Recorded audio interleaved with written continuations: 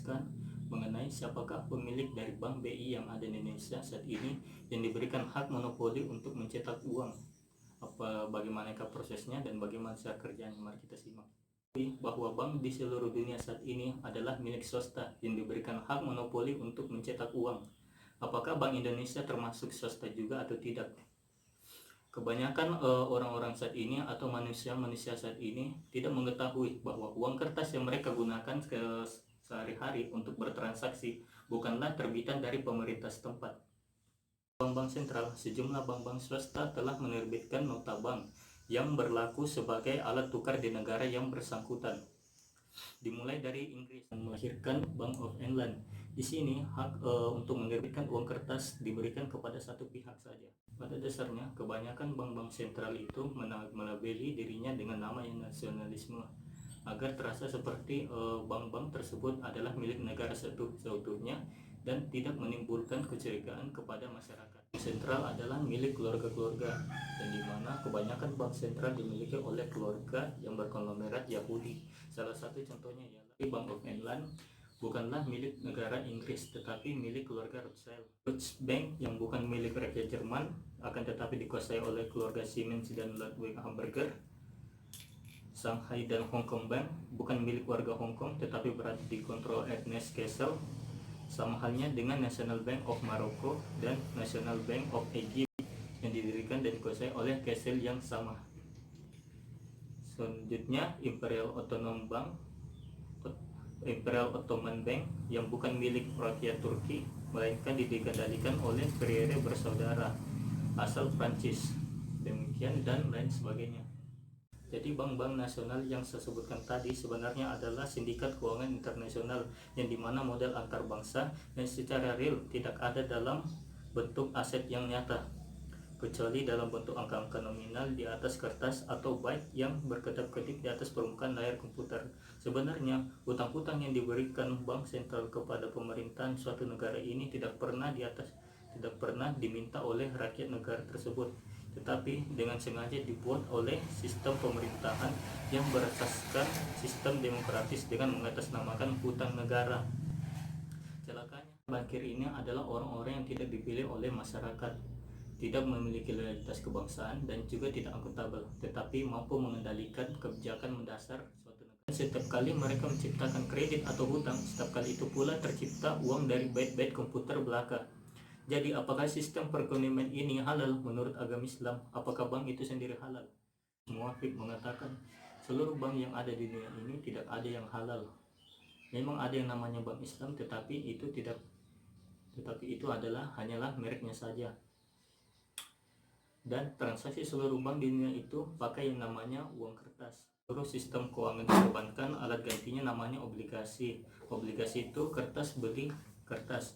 Seluruhnya yang mengatur dulu adalah sebuah sistem perbankan yang ditawarkan baru di dunia oleh keluarga besar Rothschild dan Rockefeller yang sekarang menjadi pemilik saham terbesar dari Bank Devisa New York yang mengontrol seluruh sistem perbankan di dunia dan berada di Wall Street, Amerika. Selanjutnya, milik siapakah Bank Indonesia itu atau BI itu? Karena kebanyakan bank-bank sentral yang ada di seluruh dunia adalah milik swasta. Kalau begitu, bagaimana dengan Bank Indonesia?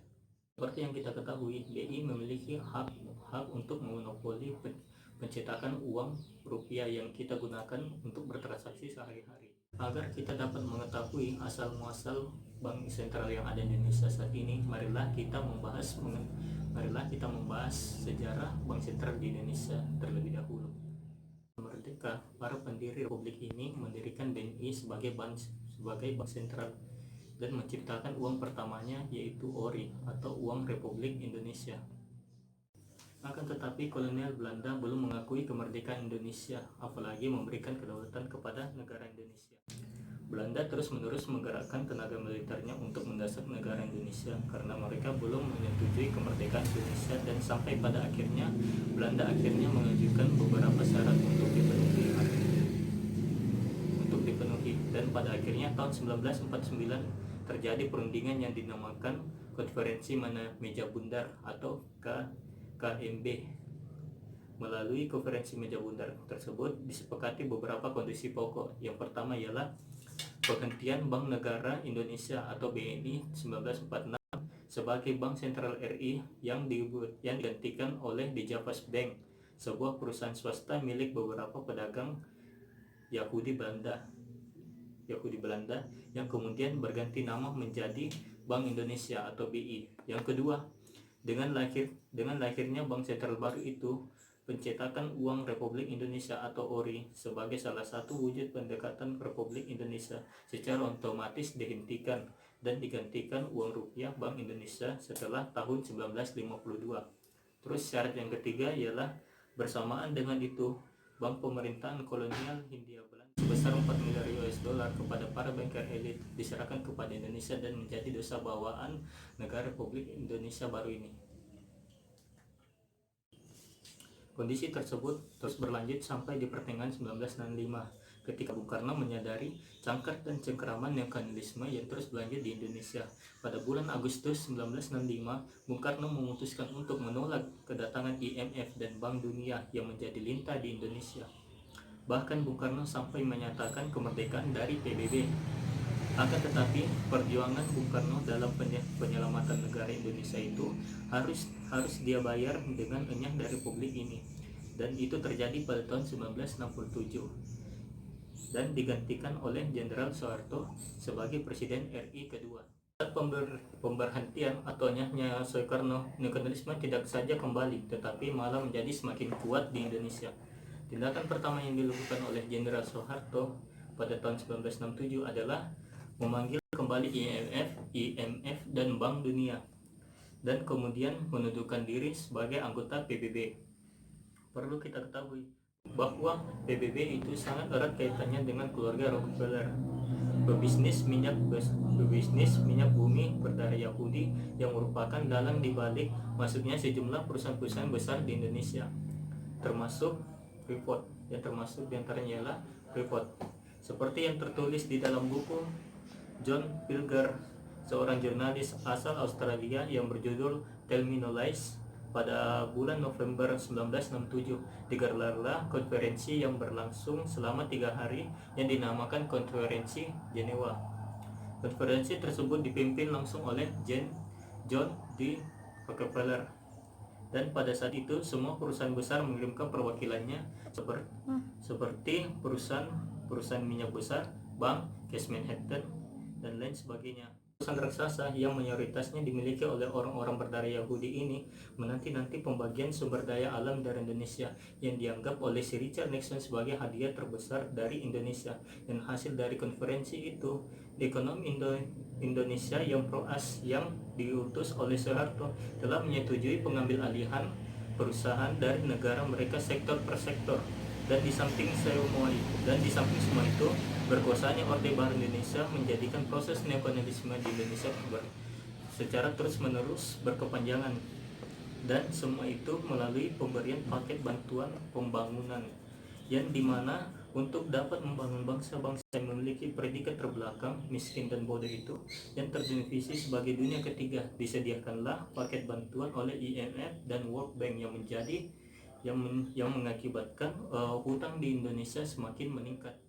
Itu mereka juga memberikan paket sumbangan untuk mendidik anak bangsa ini dengan berkuliah di tempat mereka, atau lebih tepatnya mereka mendoktrin anak bangsa ini dengan ilmu ekonomi pembangunan, manajemen pemerintahan, pinjaman lunak, dan lain sebagainya. Dan diajarkanlah kepada mereka ekonomi neoklasik dengan model pembiayaan melalui defisit anggarannya sebagai legitimasi dan pembenaran bagi utang negara yang diubah menjadi proyek-proyek pembangunan dan diwadahi dalam APBN.